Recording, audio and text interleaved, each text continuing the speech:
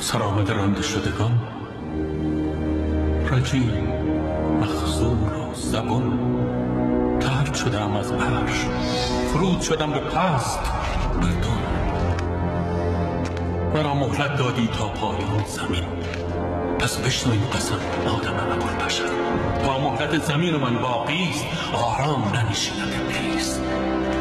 پیش از فنا می فریبم به انواع گناه فرزندان آدم را، جانان را اغوا کنم به جهل،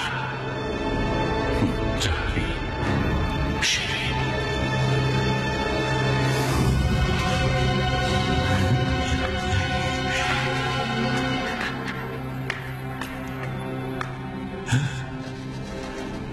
بزرگ بت این محفل، مقام بعد از نمرود توی تو.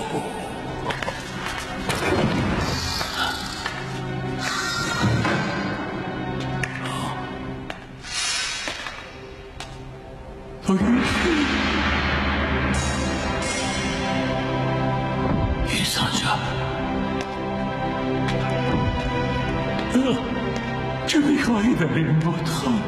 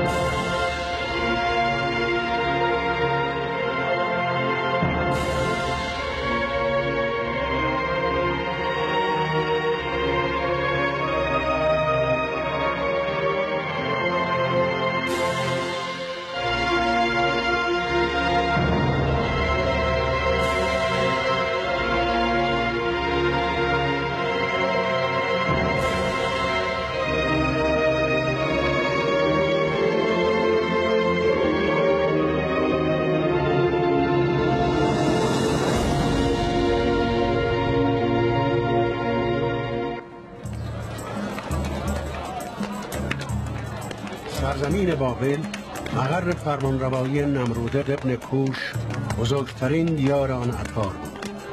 نام این شهر بزرگ در قرن 4 قبل از میلاد مسیح از تاریخ پر افتاده و زیر خروارها خاک مدفون گشت. مردم آن سامان به پرستش اصنام دروغین مبادرت ورزیدند و نمرود را خدای خدایانش می‌دانستند.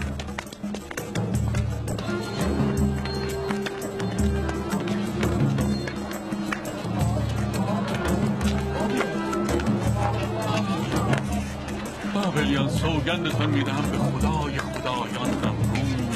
خدایی داشتم که گرد غبارش میریختم، دست نوازشگر غبار فرانم به این خدای مهنتت اصابت کرد و به بار آورد نفرینی ابدی برای من. باز کنید راه را، مگر صناعتگر خدایان آثر بت تراش گر از بخت بد بگشاید. باز کنید راه را.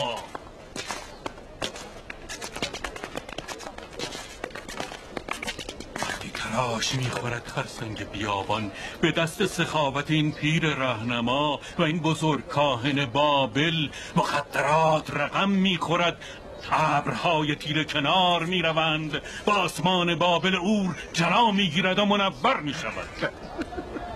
چون آذر قلم میفرساید بر پیکره خدای از خدایان و خدایان نمرود، به همین سبب است که عزیزش می‌دارد به این دیار عزیز و گرامی. ساخته دست من نیست این بت. کار اوبیس بطراش است. تو شاعری هستی در خرمت. تراشگران چیر دستم تو را بی مزد و منت خدایی سازند همشأن کلامت.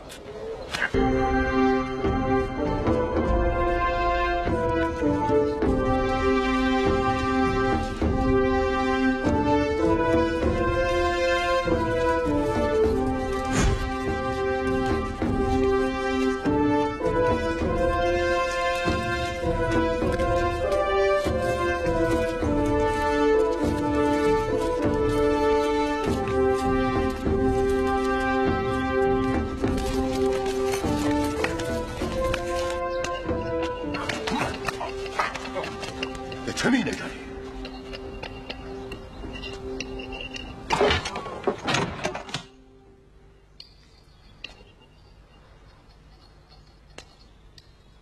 به نمرودی ظلم میزنی که قدر مرا ندانست. من اویس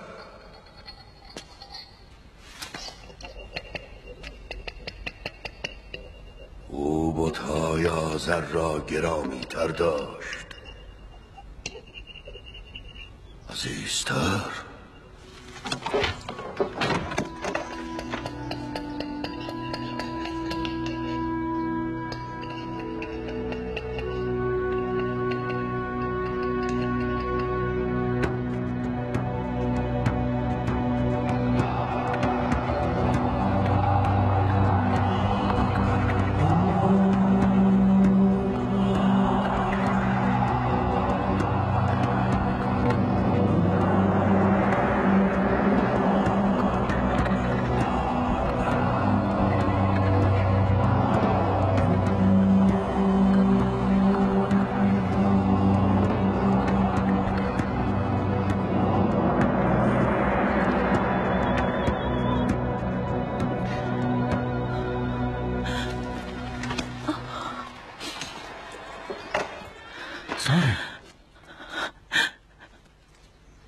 چه بر سرش آوردند نمرود؟ چی شده ساره؟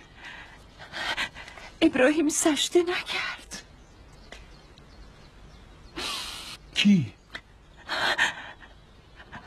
برادرزاده آذر بت‌تراش بود. ابراهیم سجده نکرد. بردند او را پدر، بردند.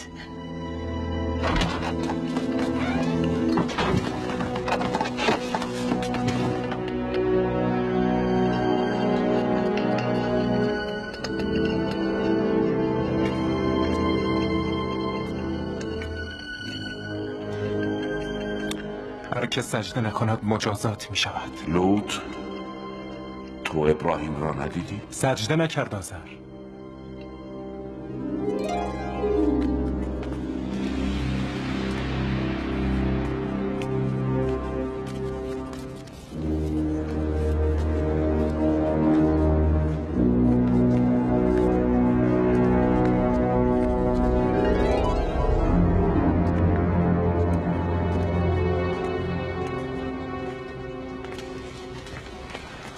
سلام ابراهیم. حصار این دخمه سیاه چاله مرفه تر بود تا خانه عمو. چرا باید سجده کنم؟ به پای بنده ای که هم نوع من است.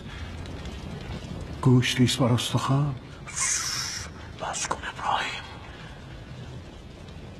نیش تلخ این زبان آشفته سر کرده نمرودیان را هشدار. زین پس وساطت آذر نیز کارساز نخواهد بود.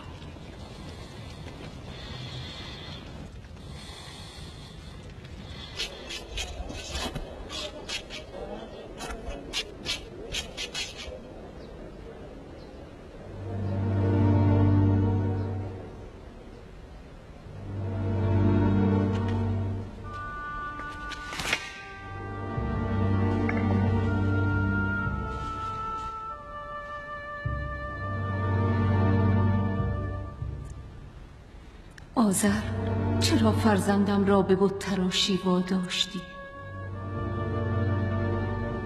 روز پیشین راز داشتن فرزندی برومند را آشکار ساختی بر من. او را واداشتم چون فرزندانم تراش دهد کالبد سنگ‌ها را. چه هنرمندانه، واه که چه زیبا تراش داده ای. کاش پدرت تارخ زنده بود و میدید چه ظریف میتراشی. تو از فرزندانم سری. بتراش بتراش بتراش که جان شیرم تو خواهی بود.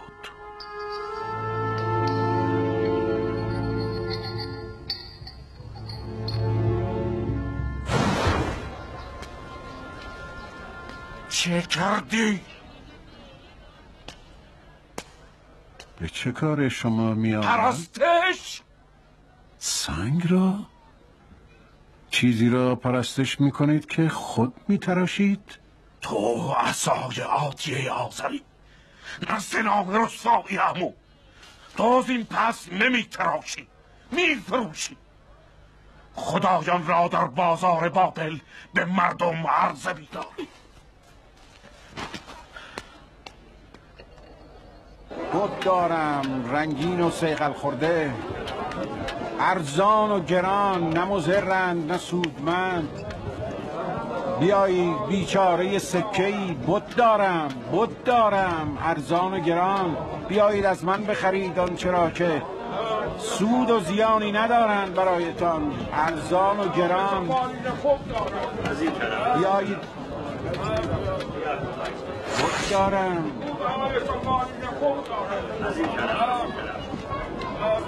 بیایید از من بخرید آنچه را که سود و زیانی ندارند برایتان.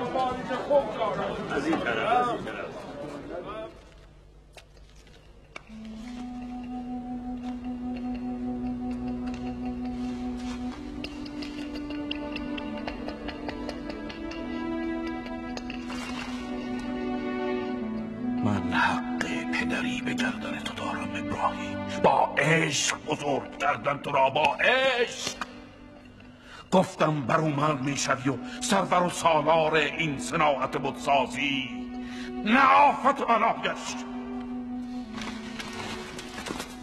میتراشی بر عریکه این سنگستان. بتراش بتراش با ظرافت و هوشمندی و به خوشدلی بتراش. با دستان برومندت این سنگ های سخت در آنسان که من میخواهم نرم و رام و آرام ساز. بتراش با دستانت. این دست ها ساخته کیست؟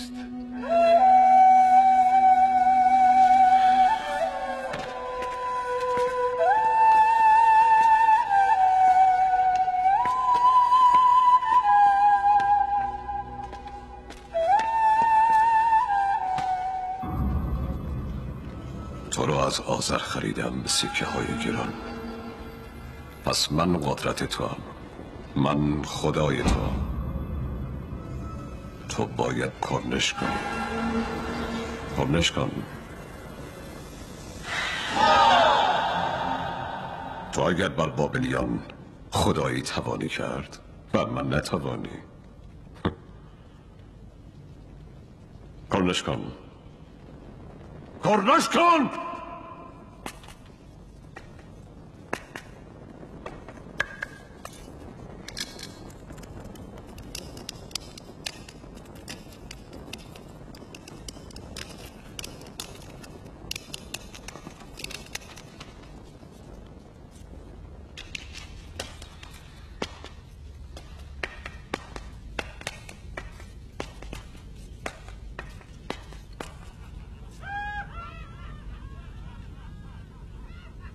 این چیست؟ تختگاه نمرود بزرگ.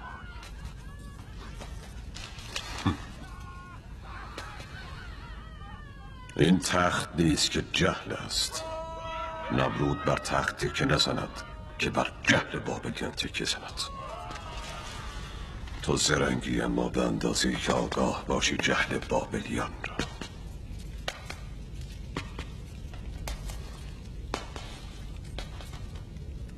مادامی که این مردم در جهل خیش میدونند، میتوان حکومتی فراتر از خدایی بر جهلشان کرد. پس جهل بندگانت حفظ کن.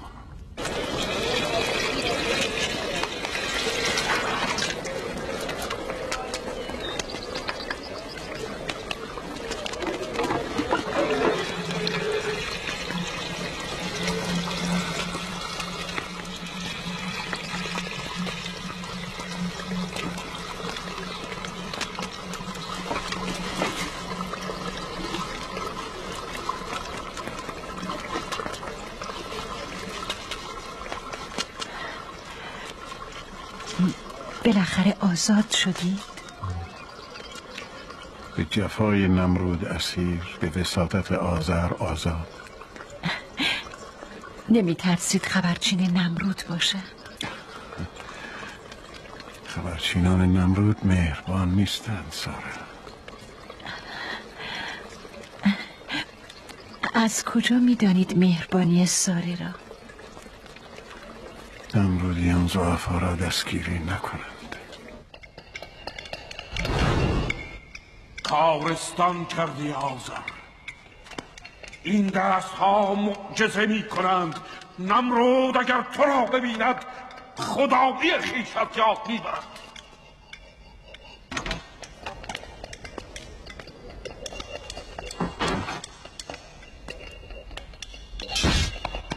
جلایش دهید.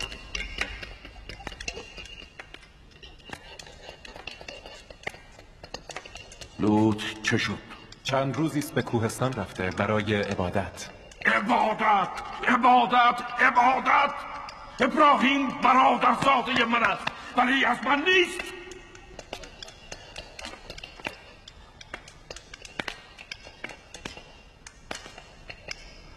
به مزرعه می روم.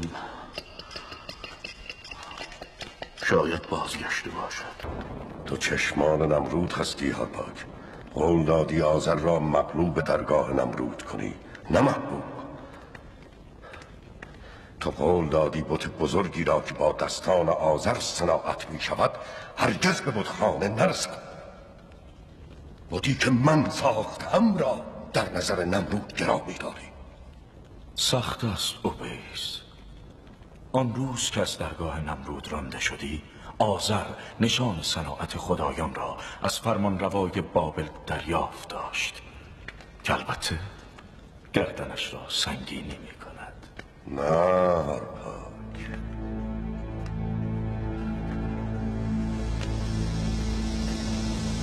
در نظر دار اگر روزی آنچه را دیدم فاش دارم برای نمرود، چه ایام سختی خواهد گذشت بر مرا تهدید نکن اویس.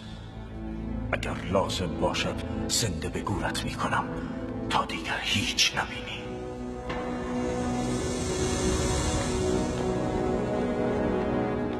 فکر آن جایش را کردم.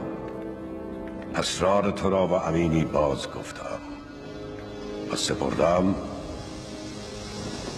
اگر روزی به تیغ هارپاک هلاک شدم، زحمت این مهم را او برای نمرود متحمل شود. فراموش نمی کنم روزی را که برای تفرج به جنگل شدم. در لالوی درختان دیدم اسبی بلند. باشد بت آذر به بتخانه بابل ورود نکند. حالا برو اویس. این جان من. خوب است هارپاک، خوب است.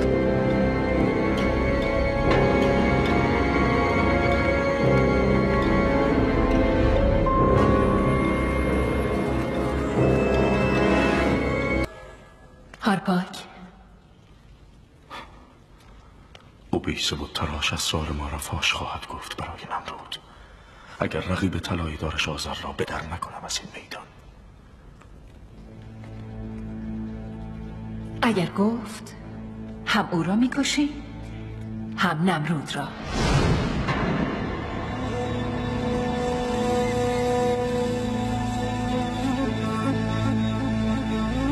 آرلاها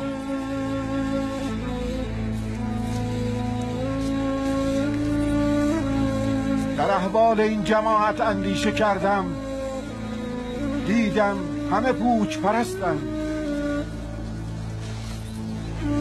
پوچنگار.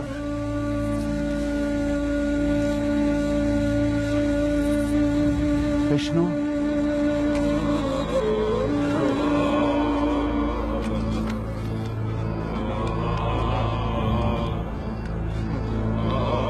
ای اجرام لامه که خدایی میکنی ما بندگان را، ای ستارگان این پهن دشت افلاکی که مالک فردای مایی، مالک جان و مال ما و مالک ملک و جهان ما. دریابید ما بندگان را. چه می پرستید؟ حضورت آزار میدهد جان ما را. دور شو از اینجا. چه اجرام پرستش می کنید؟ حالان که درخشان تر از زهر اختری در آسمان نیست. من آن پرستش می کنم که با شکوه‌تر و منورتر است.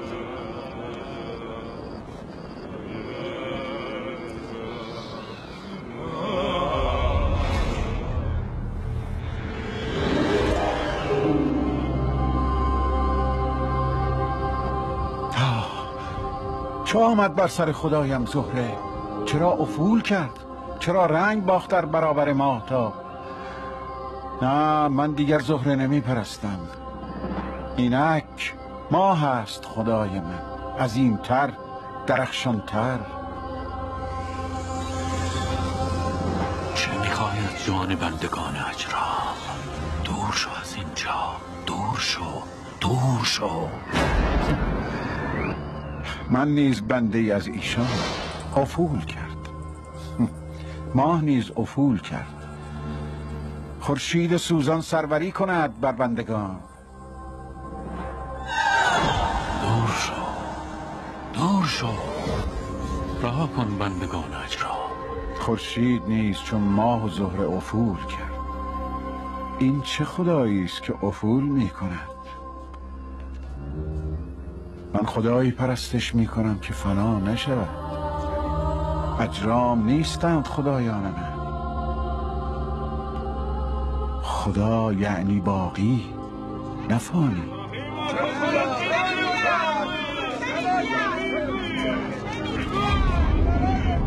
در پی خدایی نو خواهم رفت. آنها ستاره می پرستیدند، اجرام آسمانی به اغوای رجیم.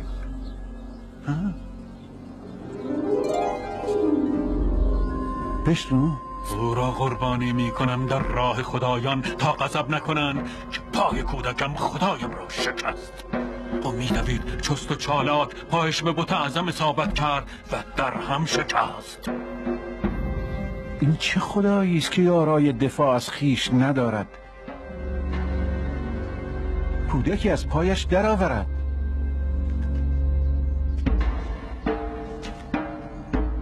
نمیدانم خدای تازم این نیمه شکسته است یا فرزندم که خدایم شکست.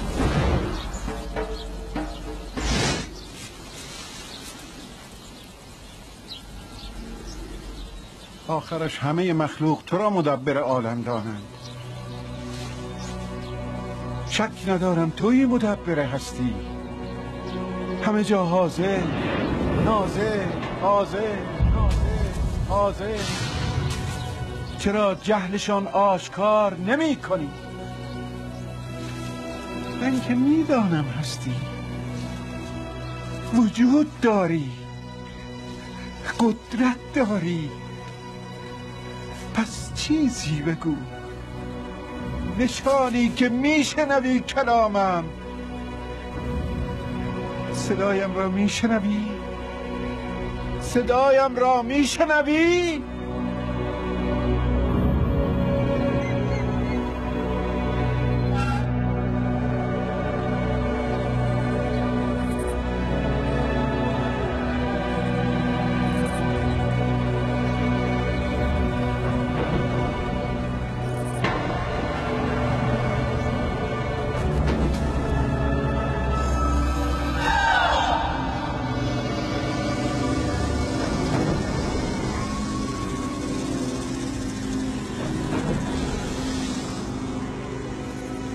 پاسخت نداد ابراهیم. مرا یاری کن. یاوریم کن که یاریش نکنم. منم جبرئیل، پیامدار ملکوت. خداوند تو را به رسالت برگزید تا رسولش باشی بر اقوام و اقطار بشر،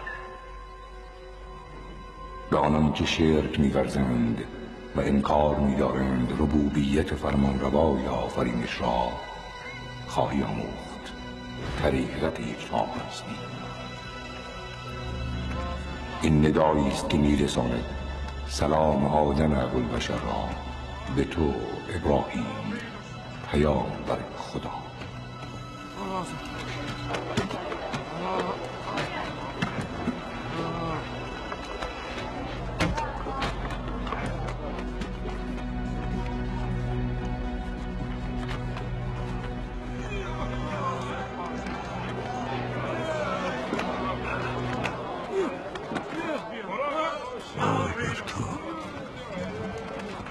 کاخ نمرود را بر سرت خراب میکنم هارپاک.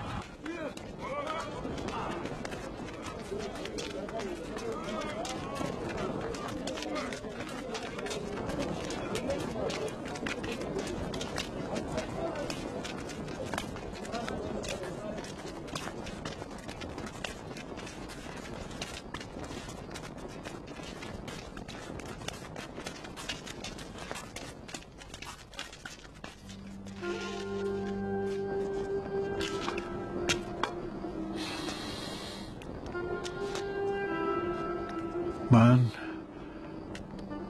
فرستاده خداوند یکتا هستم بر شما قوم بابل.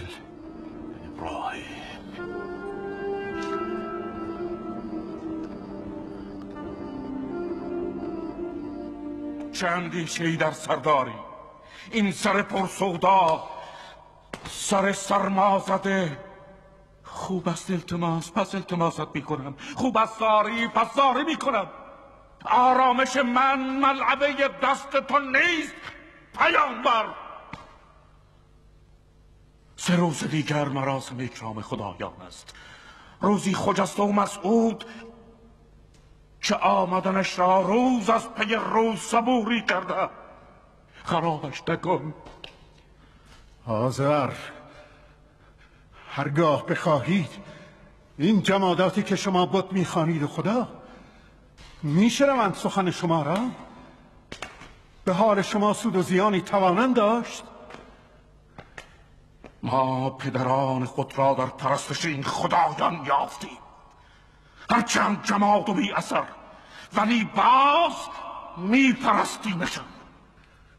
پرستش میکنم همان خدایی که آفرید مرا و هدایت میفرماید به الطاف خیش، همان خدایی که به کرم خیش غذا دهد مرا چون گرسنه شوم، سیراب کند چون تشنه شوم، شفا دهد چون بیمار شوم. همان خدایی که میمیراند مرا و سپس زنده میکند به میوه ابدی آخرت. همان خدا که چشم امید دارم هنگام رستاخیز بیامرزد گناهانم را، که او آمرزنده مهربان است.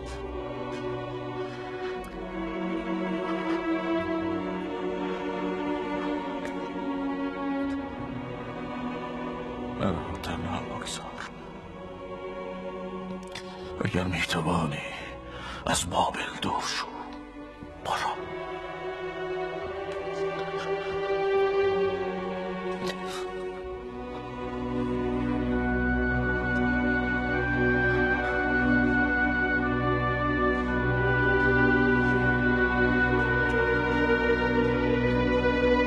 پاک به خدایگان بابل خیانت کرد.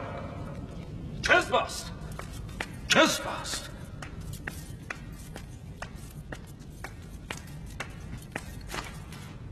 کذب است. این مرد سراپا کذب است و ریا و فریب. بیرونش کنید از درگاه. توطئه در سر دارد. دور شو از تختگاه ملعون. دور میشوم وزیر معظم، اما وقتی دور میشوم که راز خیانت هارپاک را به خدایگان بابل بازگویم و راز آن جنگل مفرح آشکار. به خدایگان بابل سوگند تو را میکشم. ببریدش. نمرود بزرگ مرا بکشید، اما بگذارید بازگویم این راز. رهایش کنید.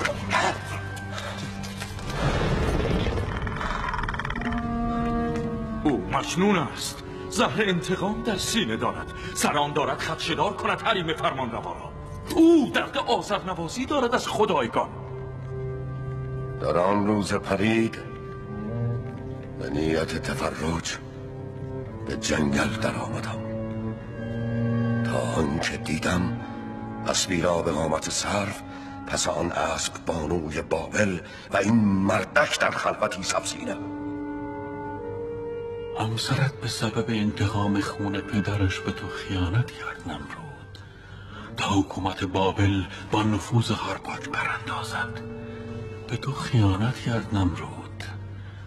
مجالشان نده، مجالشان نده نمرود. بسیار خوب اویس، شنیدم.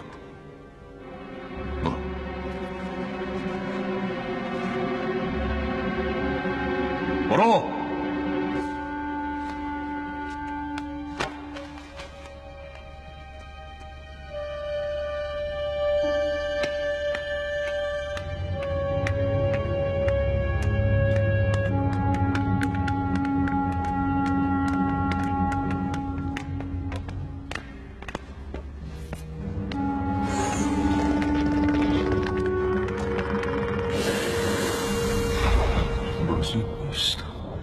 من در این بازی نیستم. من در این بازی نیستم. دیگر نه. دیگر نه. من نیستم. تمام میکنی.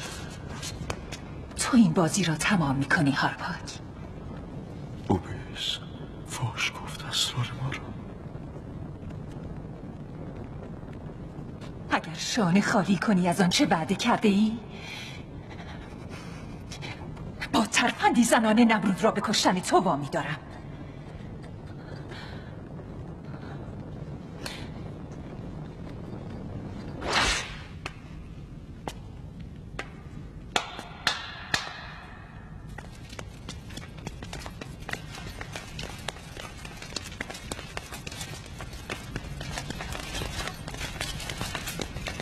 شمشیر!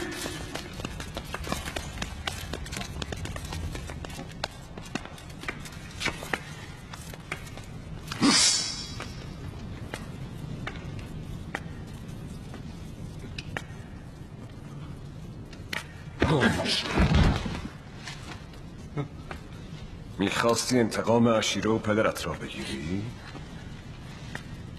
این تیغ مرا بکش! بگیر، بکش مرا!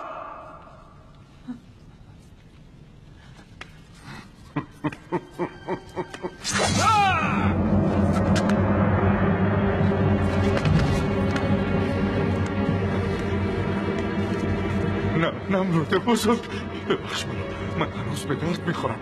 بابل به همت و درایت من فرمان برداری خدایگان را میکند. مرگ من پایه های حکومت بابل را متزلزل میکند. مرا نکش، التماس میکنم. تو را میبخشم چون هنوز بابل به تو نیاز دارد. جامه بدل کن وزیرک، تو هنوز وزیری. ببخش مرا. برخیز، برخیز. خدایگان، من اگر جای تو بودم به اوبیس رحم نمی کردم. ما به مراسم عید می رویم. با ما همراه نمی شوی؟ ساره نیز با ماست. نه بیمارم.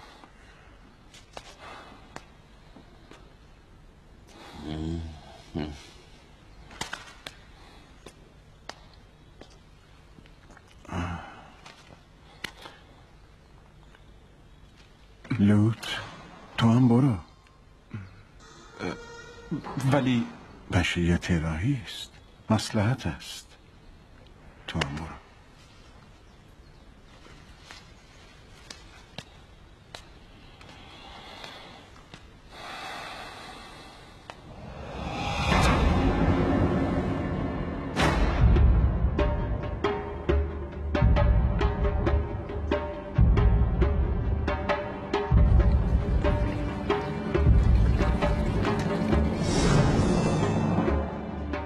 بسم الله الرحمن الرحيم.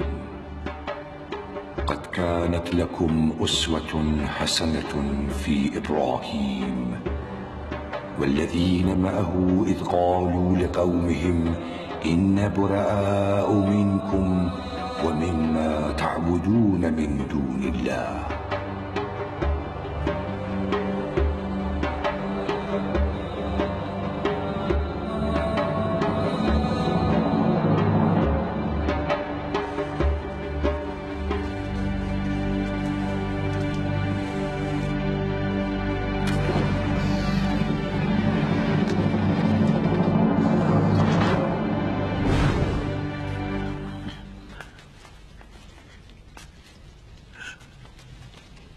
خدایگان در بابل، مقام بعد از نمرود توی.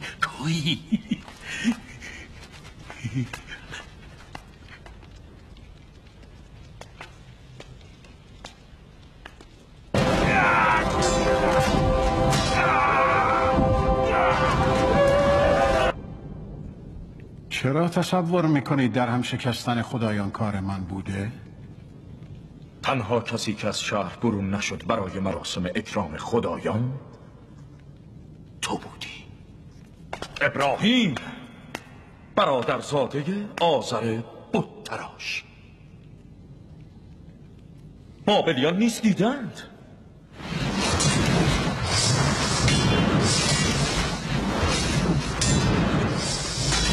این تبر توست ابراهیم. تبر را بدهید. بریده باد دستی که تبر بر پیکر خیش بکوبد، هم اگر از تبار آذر باشد.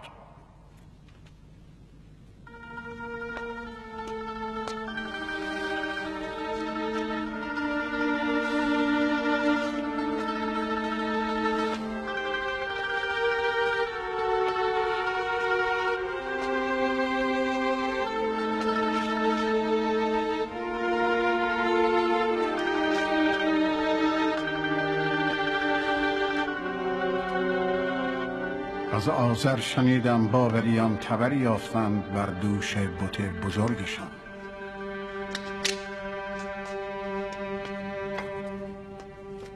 گمان نمیبرید این کارستان بت بزرگ بوده؟ از او بپرسید چه بر سر خدایان کهتر آورده. همه میدانند خدایان قادر نیستند به کلام، از آنان ساقط است توان حرکت. آری میدانم. شما خدایانی را میپرستید که قادر نیستند به کلام و شما تمسک میجویید به خدایانی که برای این سرزمین و اهلش نفع و ضرری ندارند، حالان که شما از حقیقت وجود خداوند یکتا که در حیطه قدرت اوست هر نفع و ضرری وامانده اید. آف بر شما آنچه پرستش میکنید. پس حقیقت دارد ادعای پیامبری تو ابراهیم.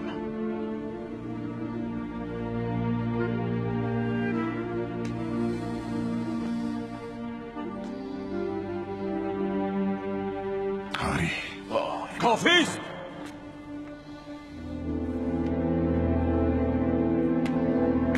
پاک بنگار بر لوح مدعا منشور نمرود را بر کیفرین پیامبر.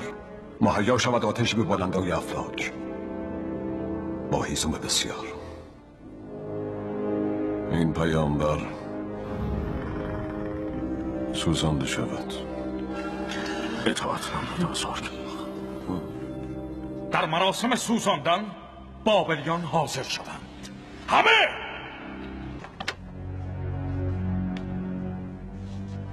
اویس، منم مغلوب تو آذر.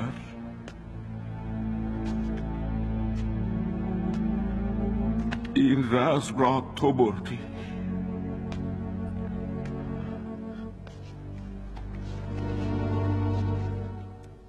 کارگاهم را می فروشم. دیگر رقیبی نداری.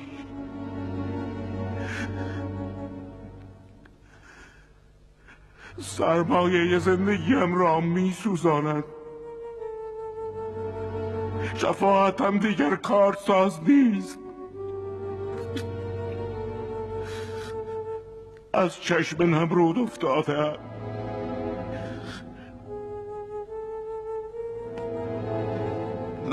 نوبت توست که تاخت کنی. بتاز.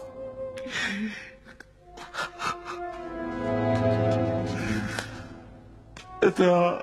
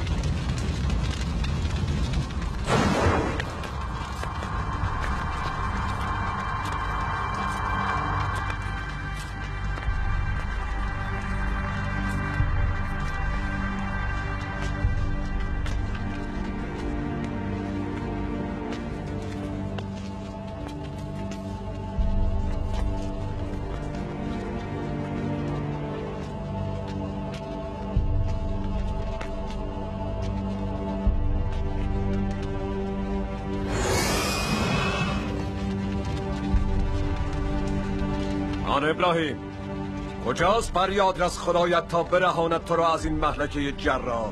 کجاست؟ منم ابراهیم، پیامبر خدای پاک و یگانه. آنچه جز خالق یکتا پرستش می کنید خدایانی جمادند و بی اثر که با دستهای خیش تراش داده اید. بدانید آنکه را جز خدای یکتا می پرستید قادر نیست بر رزق شما. رهایشان کنید این خدایان دروغین را. روزیتان را از خالق طلب کنید و خالق پرستش کنید، نه مخلوق.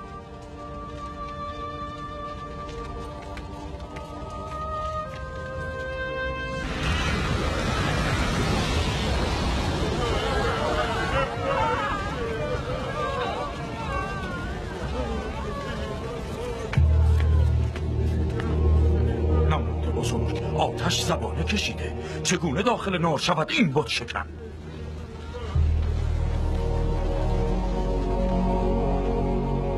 منجنیق.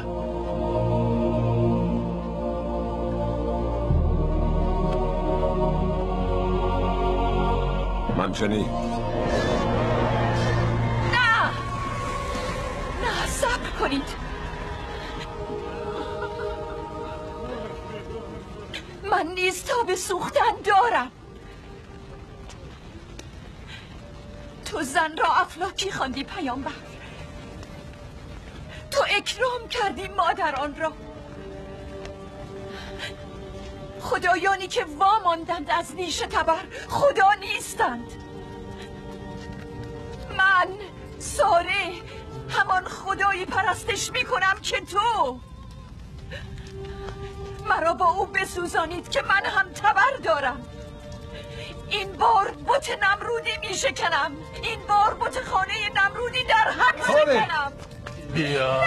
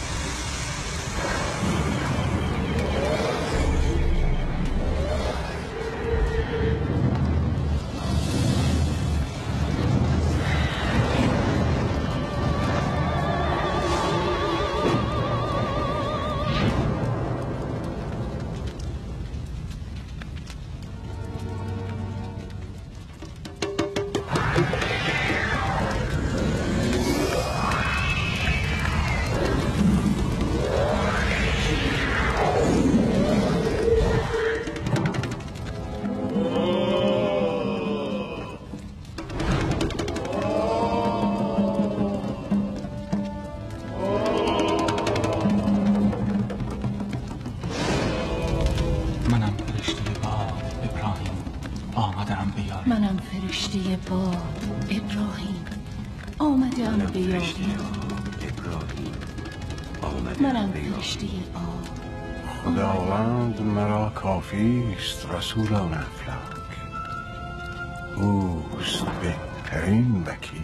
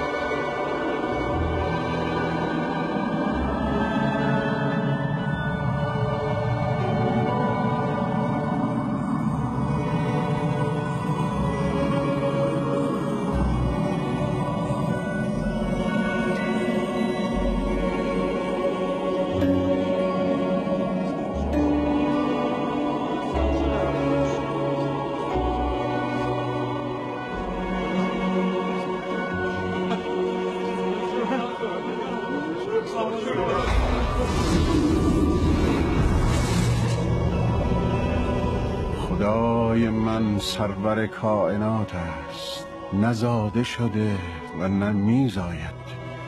حیات و ممات در احاطه قدرتش. کریم است، مهربان، حلیم است. همان که زنده می کند و می میراند، جان می دهد و می ستاند.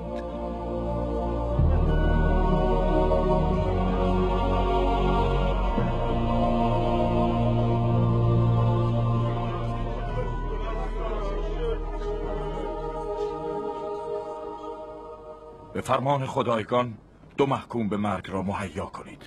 به زندان می رویم. این بت شکن نیز بیاید.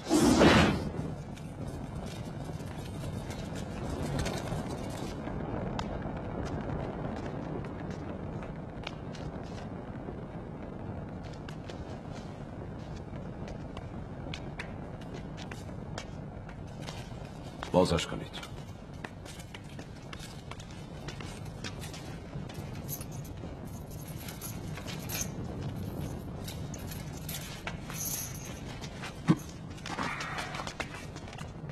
آزاد است. آزاد است.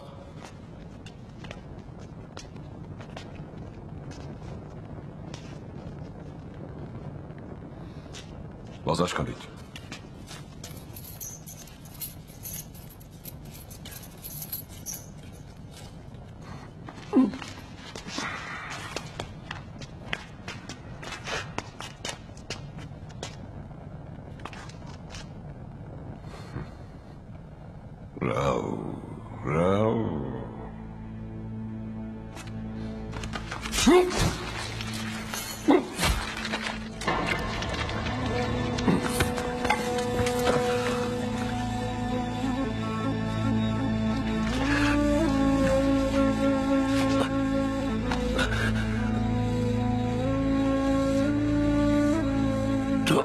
تو پیامبر خدایی دیده نمی شود.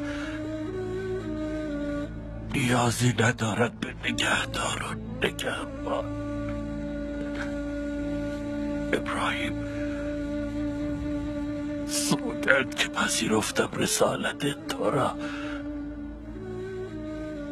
برایم طلب عفو کن. عمری در ظلمت، لحظه در روشنایی.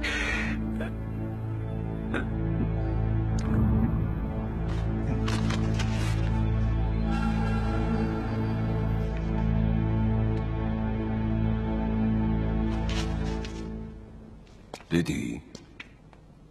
یکی جان ستاندم، به آن دیگری حیاتی دوباره بخشیدم. ای ظالم،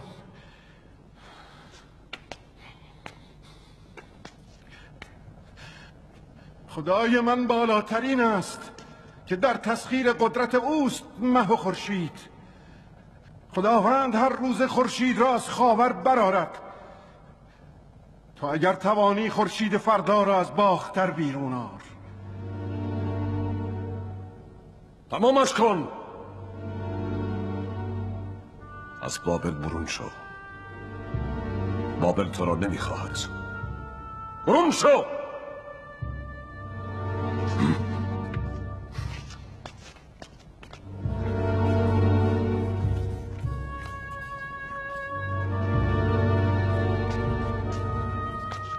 تو خدای زمینی، با خدای آسمان به مساف شو. نگذارید در بابل جولان دهد.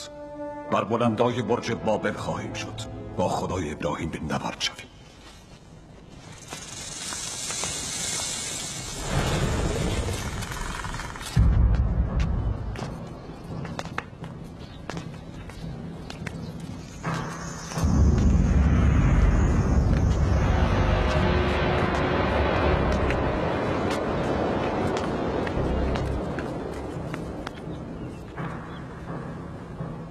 تو مردی زیرکی، هربک.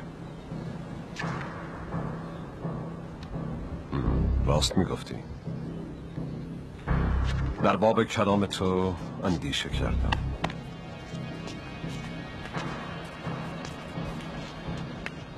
گفتی یکی از پایه های حکومت نمرودی. امروز بر باروی بابل شدم تا قدرت مطلق را نشان بابلیان دهم. تیری رها کنم تا خدای ابراهیم مغلوب شود و دیگر آن پایه حکومتی را که گفتی براندازم. وزیر پیشین به منزلت ما چشم داشت و تو سردار جوانی بودی که خدای وزیر شکستی. جانشین شدی به لیاقت، به درایت، غافل که از راه او به بیراه رفتی. خیانتی مضاعف. اگر به تو رحم کنم نمرود نیستم دیگر. خدایگان، چه میخواهم بگویم؟ نمرود قدرت مطلق است. وزیر نمیخواهد. بلند است، خیلی بلند. برج را میگویم. آرپاک چگونه با خدایگانش ودا کند؟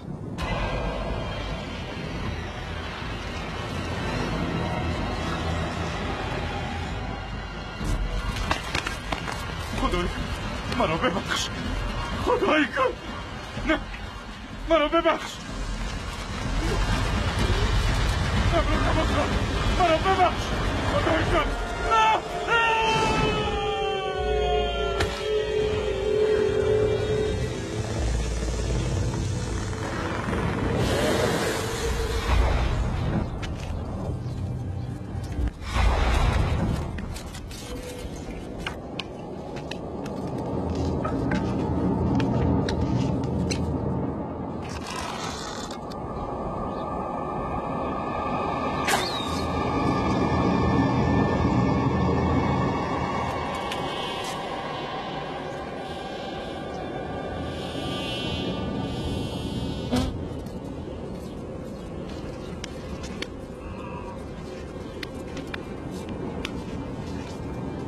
که بیاید.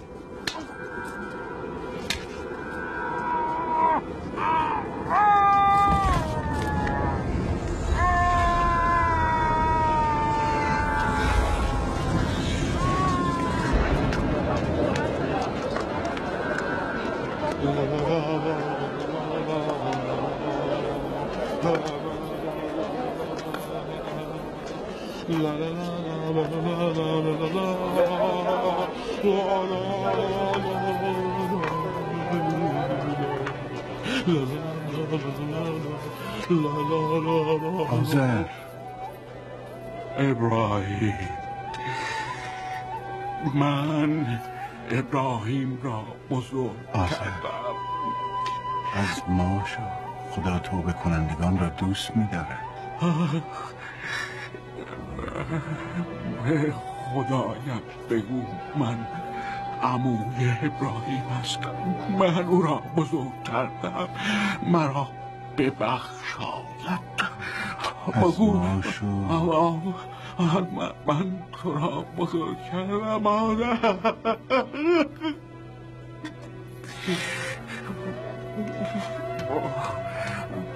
برو ابراهیم از خدایت برای من.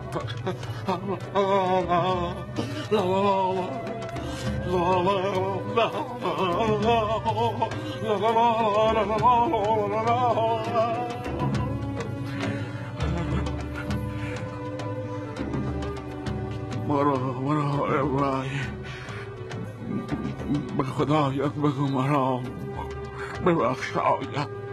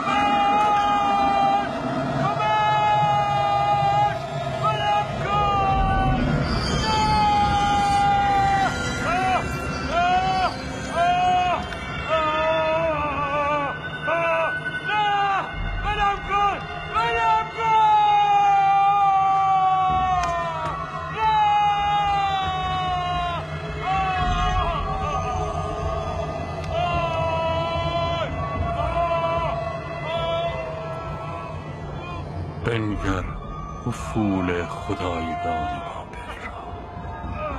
بابل نمرود در جدال است با پشه ناچیز.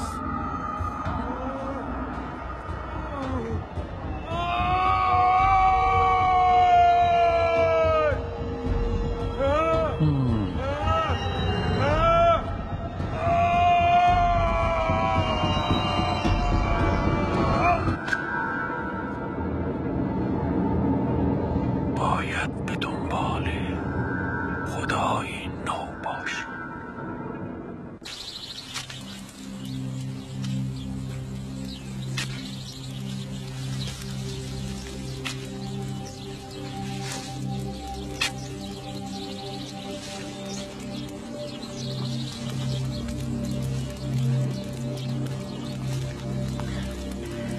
من و پدرم همگام شدیم با رسالت تو هم نفس.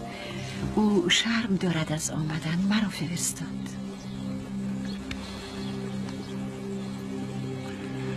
مهربانی فرستاد.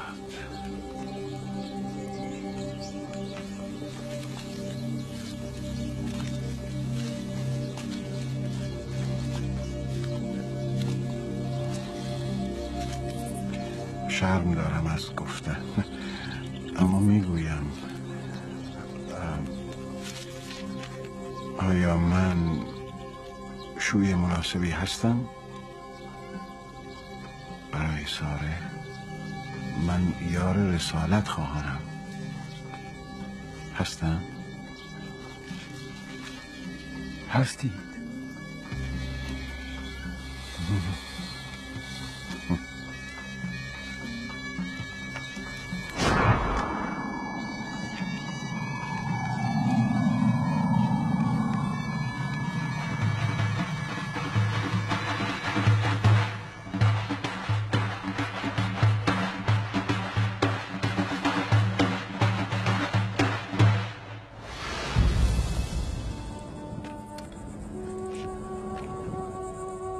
من از این دیار شرک هجرت می کنم به سوی خدای خیش که او مقتدر و داناست به اصلاح امور بنده.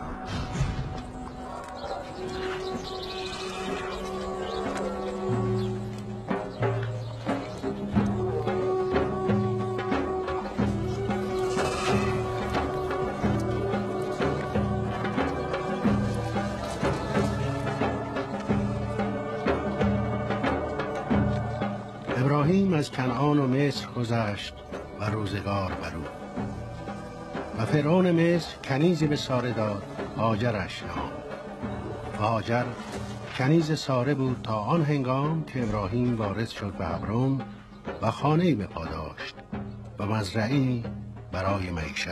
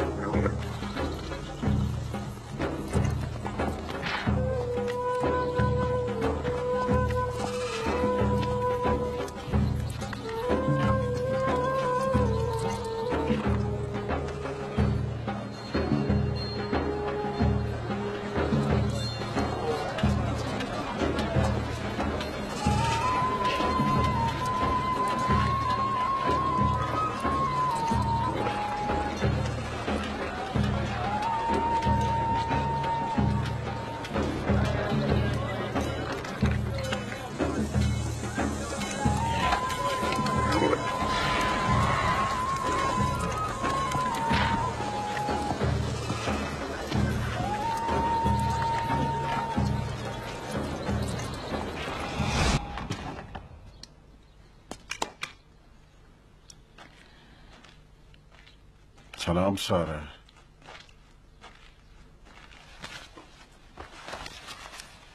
ابراهیم، اینجا چه کم دارد؟ هیچ.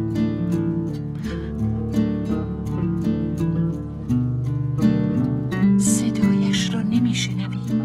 کدام صدا؟ ونگ ونگ یک بچه. ونگ ونگ یک بچه. من بدون ونگ ونگ یک بچه هم تو را دوست دارم.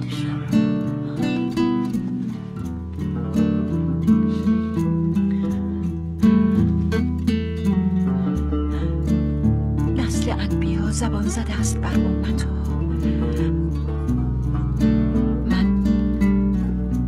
من باردار نمیشوم.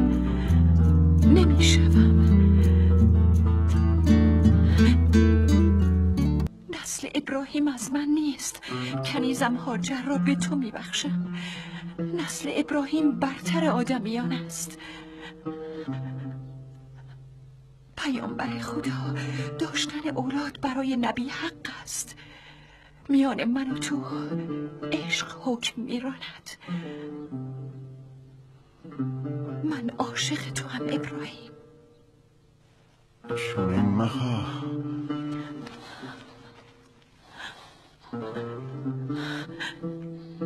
میخواهم.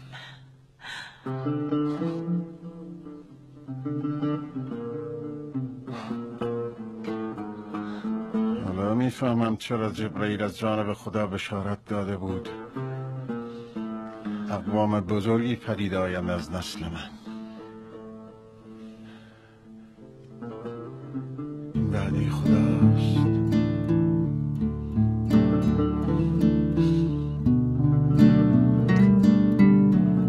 با هاجر صحبت میکنم.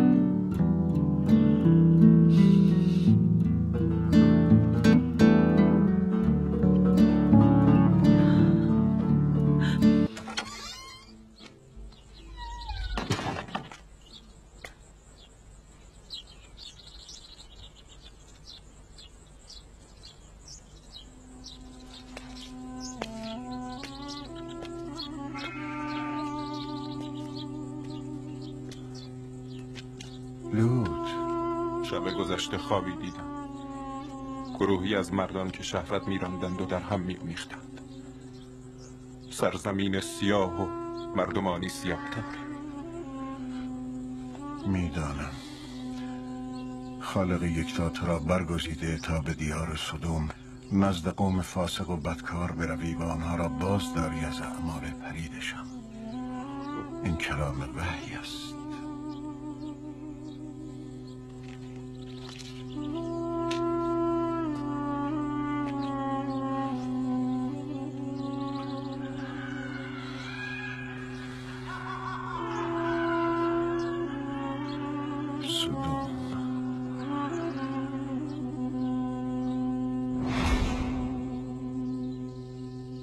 ولوط برگزیده شد، همان گونه که عمویش ابراهیم برگزیده شده بود برای رسالت.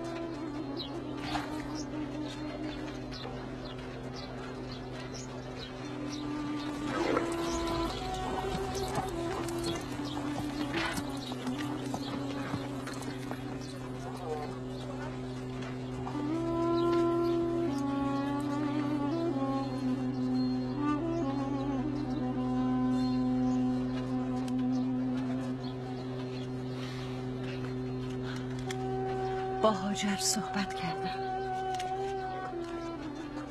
چه شد؟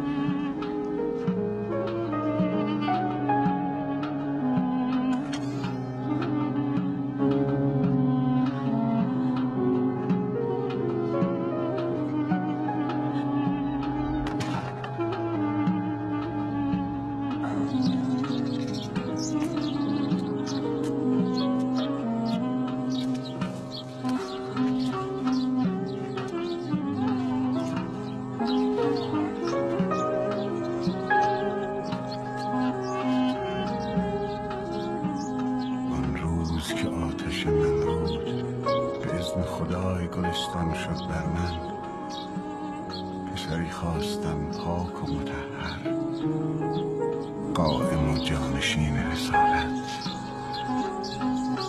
فرزندی که برترین بندگان خداوند از نسل او خواهند بود.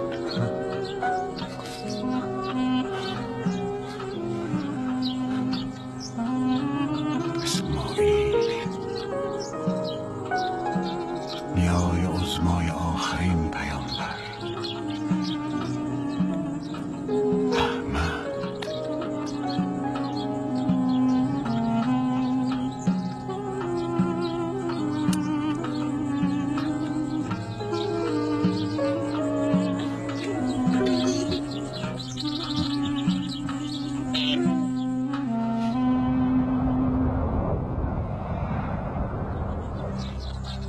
پدرم ابراهیم فرزند تاروخ است.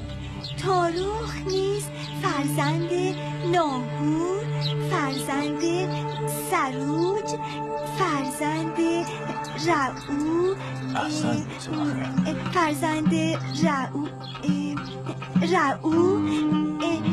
رعو فرزند فالج، فالج فرزند آبر، فرزند آبر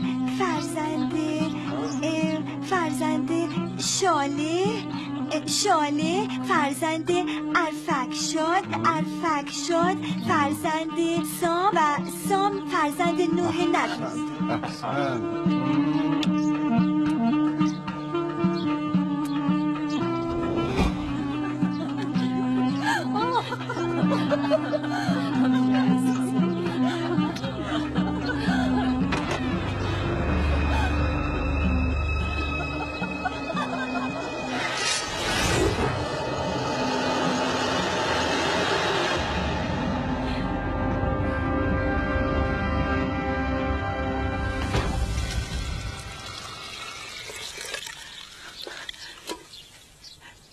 کوزه من آب ریختم به روشنایی. هیچ حاجتی نیست به کمک تو، به روشنایی تو. من نمیخواهم کنیز. تو کنیز من نیستی. تو همسر پیامبری، همسر پیامبر.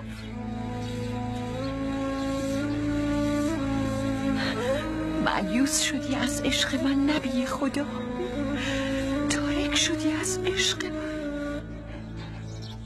یأس ترفند شیطان است، مدخل تسلیم. عشق سرمایه است برای حضور من، برای رسالت من. سادر، آتش حسادت 100 پله سوزان‌تر از آتش نمرود است. گلستانش کن، بیرونشان کن.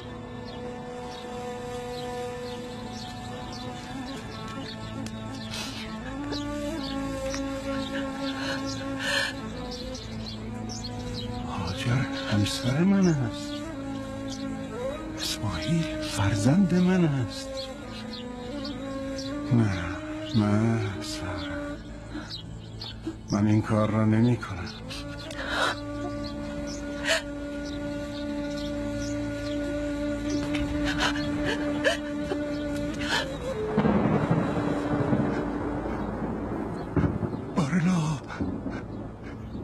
ابلیس مطرود طعنه نفاق میزند به رسولت.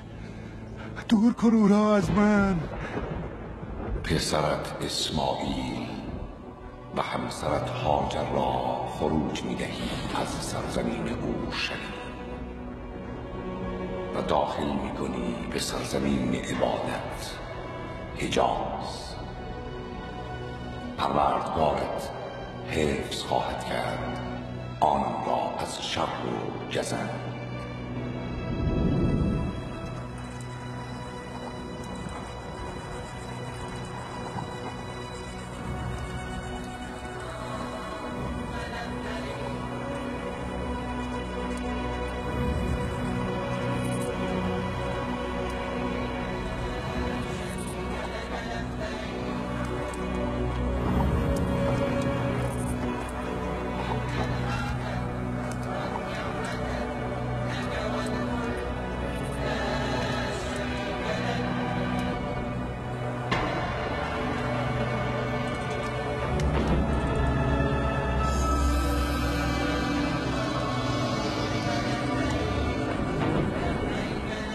وقت وداع است هاجر. این خواست خداست که شما اینجا بمانید و من در حبرون. ای پیامبر، ما باید تاوان کدامین معصیت رو پس دهیم؟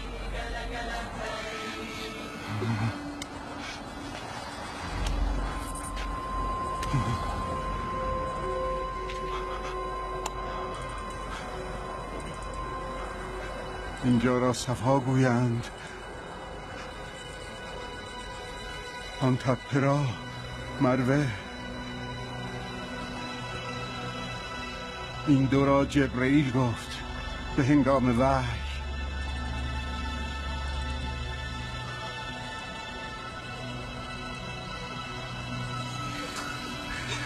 ما تلف می شویم در این برهوت خدا. رحم کن پیامبر به کودکت. اینجا خشک و سوزان است. دارالله، این مکان را محلی امن قرار ده. من ذریم را به وادی بیکشت و زر نزد بیت الحرام تو مسکن دادم برای به پا داشتن نماز. پروردگارا، مایل گردان قلب‌های مردمان را به سوی آنها و روزی ده به انواع ثمرات آنان را، باشد که به جای آرند شکر نعماتت.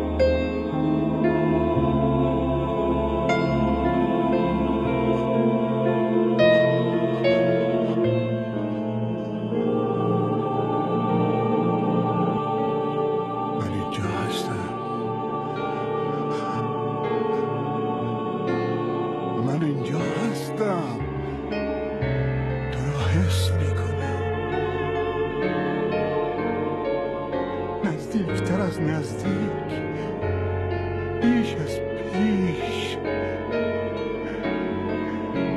این حدت ملکوتی را لمس میکنم.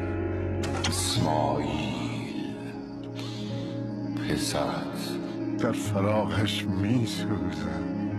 اسماعیل از جان عزیزتر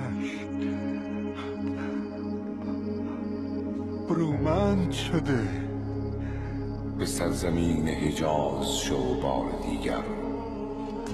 پسرت اسماعیل را مهیا کن برای قرب. من میخواهی چون کنعانیان که نخستزادگان خویش را با آتش میافکندند در برابر بت‌هایشان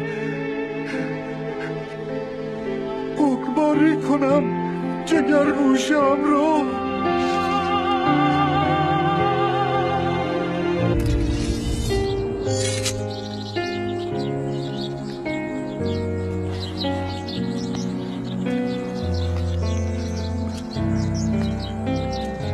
باید بروم ساره، فراخوانده شدم.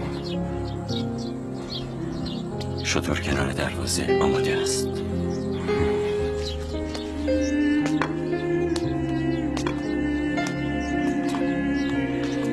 منتظر میمانم.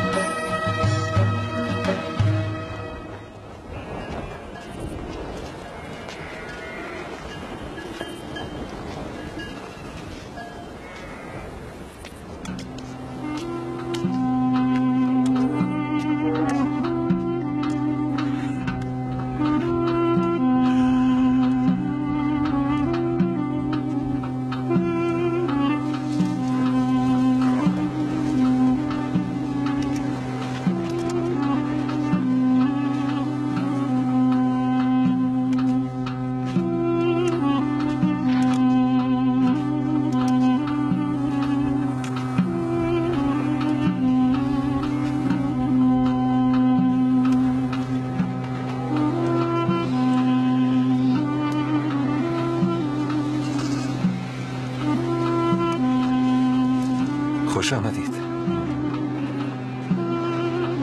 اینجا کجاست؟ قبیله جرهم.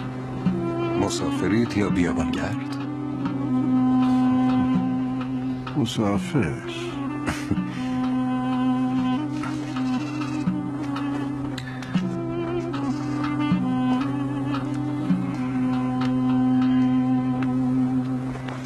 مادر میهمان داریم.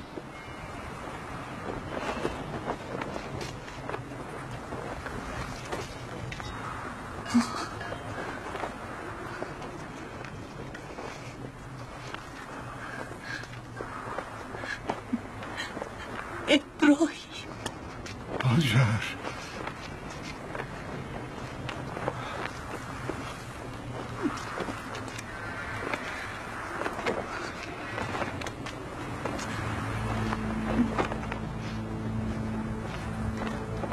اسماعیل پسرت.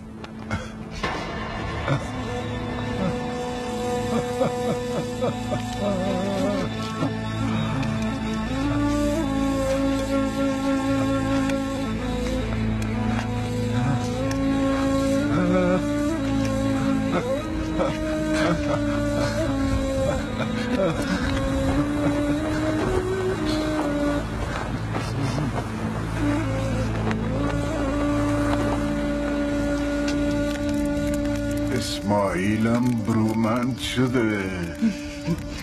قبیله جرهم افتخار میکند به حضور او. جرهمیان با تو و اسماعیل چگونند؟ نیکتر از جرهمیان قبیله‌ای ندیدم. ما را گرامی داشتند. آنان نیز یکتا پرستند.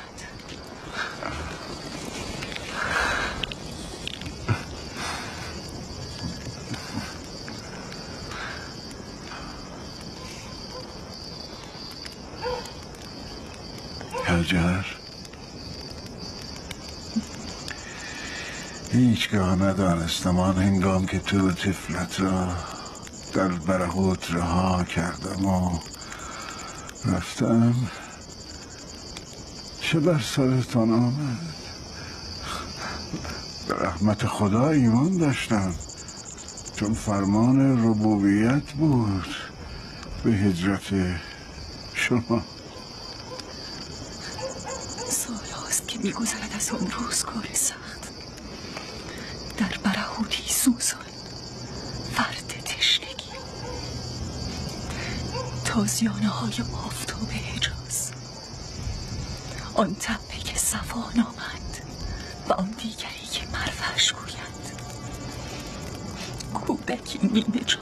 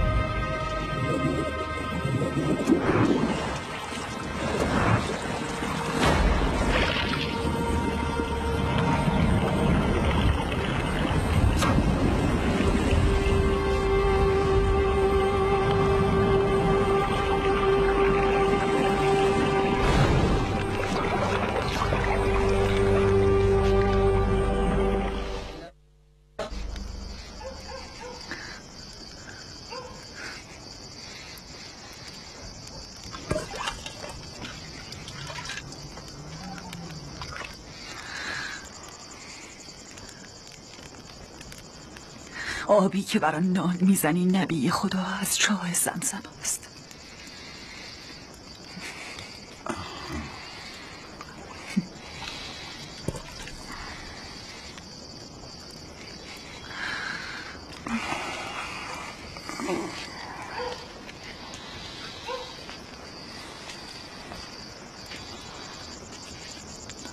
فردا روز قربانی است برای معبود یکتا.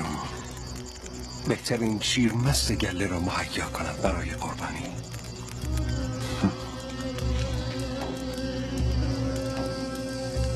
قربانی در قربانگاه مهیا است.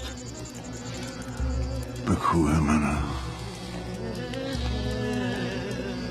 با مادرت ودا کن فرزندم.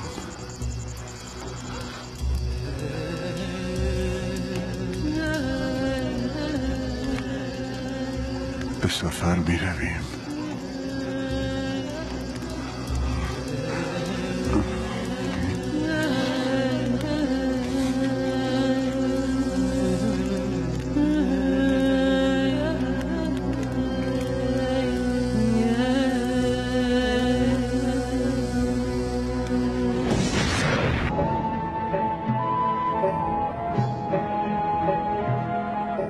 اسماعیل بده. تو از خواب انبیا چه دانی؟ رویای ساده. هم در خواب و هم در بیداری فرشته وحی ابلاغ کرد فرمان رب یکتا را که قربانی کنید برای رب.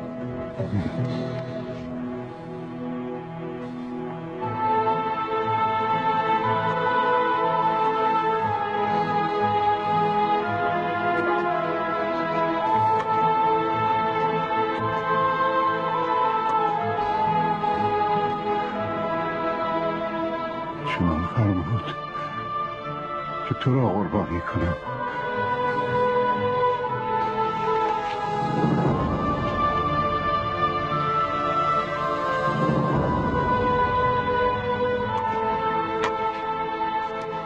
انگر چه می‌بینی در این وحی صادق؟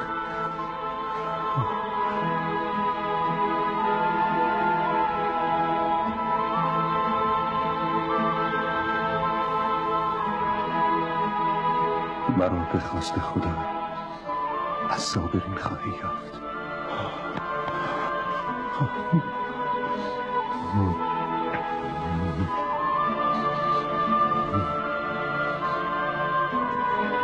پدر، آنچه فرمانت داده‌اند همان کن.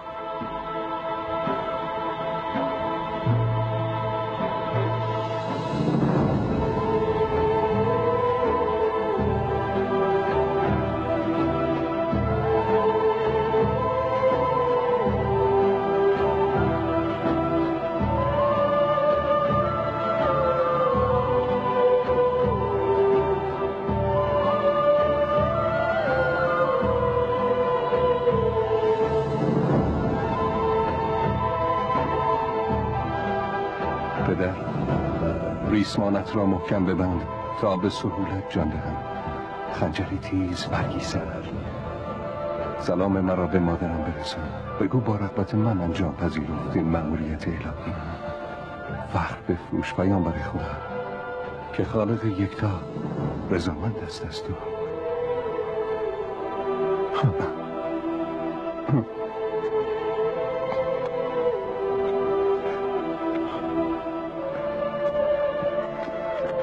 تو بهترین یاوری برای پیامبر. ای نور دیده،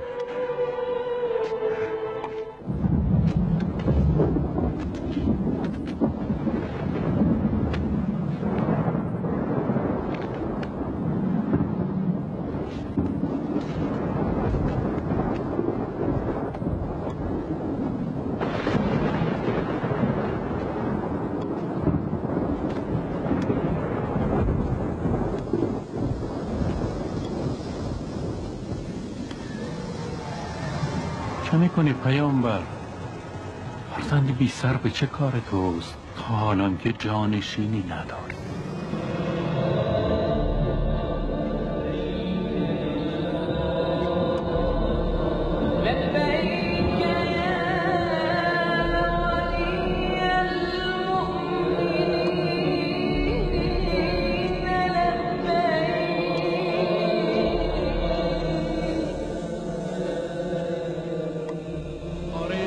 به مذبح میبری؟ برکت این ملک به قربانگاه میکشانی؟ وای بر تو ابراهیم که جرهمیان به خونت تشنه شوند. حتی که ننگ این فرزند کشید تو را دامن گیرد ای پیامبر.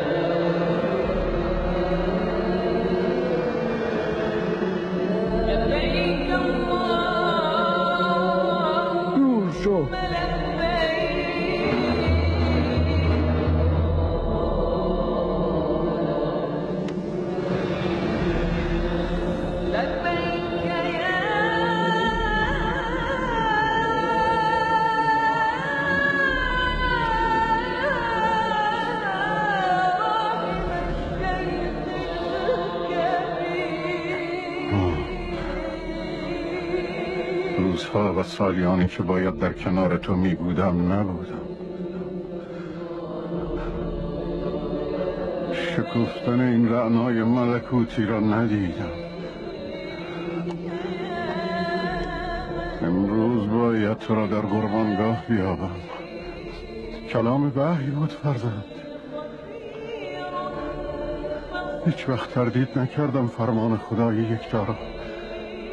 میفهمی؟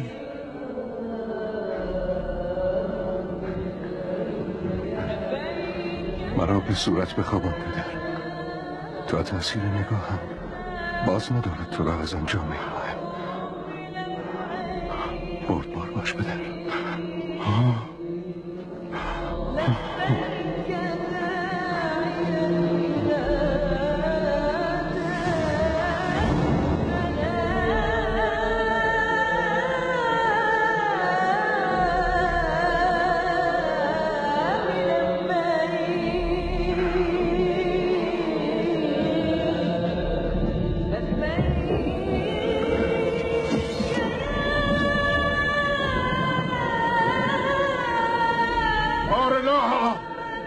اسماعیلم به سوی تو می‌آید. این فتیه از آن توست یا رب. به نام خالق یکتا.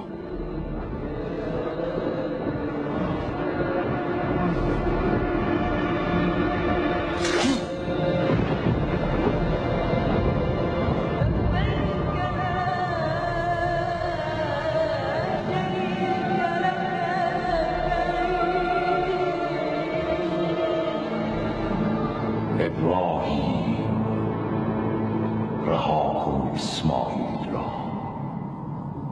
اسماعیل بخشیده شد به تو.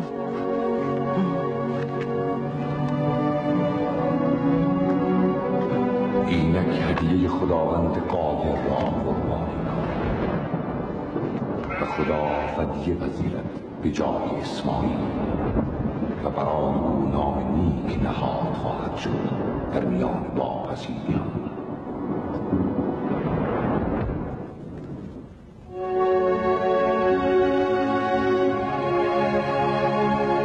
و ابراهیم به هبرون بازگشت و سالها سپری شد تا اسحاق به دنیا آمد و خدا وحی کرد ابراهیم را برای احیای آخرین مأموریت الهی، ساخت کعبه، خانه خدا. تو جانشین من خواهی بود، پیامبر این قوم. تو بوی احمد میدهی، نگین انگشتری رسالت. سلام مرا سینه به سینه به او برسد. ما توان ساخت چنین بنایی داریم؟